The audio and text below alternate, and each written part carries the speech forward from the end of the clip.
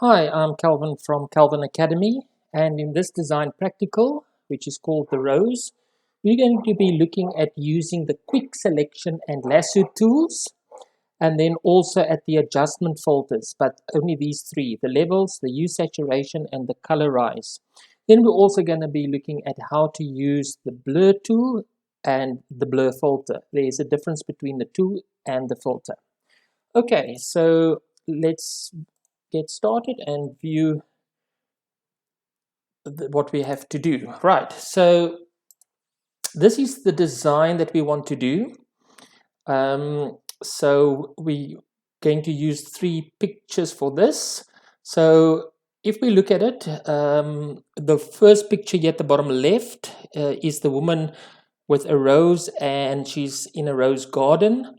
And then the same picture here is a black and white, and just to bring the attention a little bit more to the rose and the lips.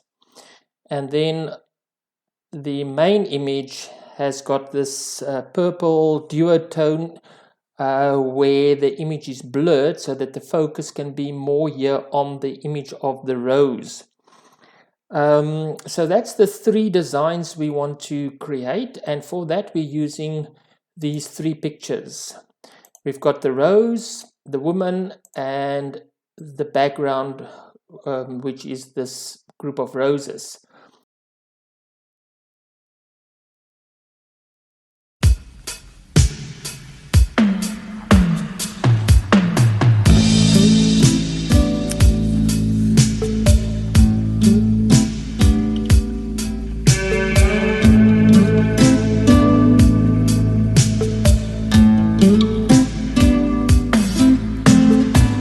Passion shines a blinding light on you.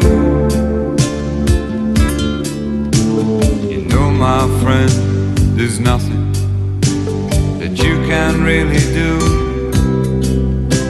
Just follow on behind her veil of deepest purple haze, down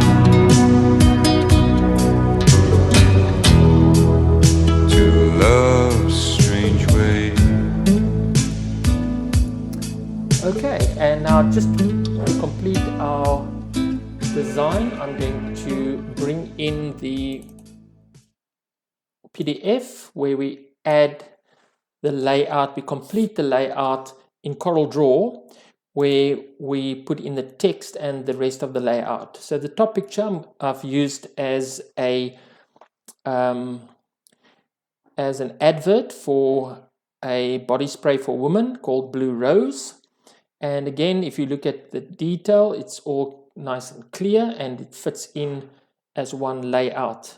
Then this one, I've used the Revlon, which is for the lipstick color ad.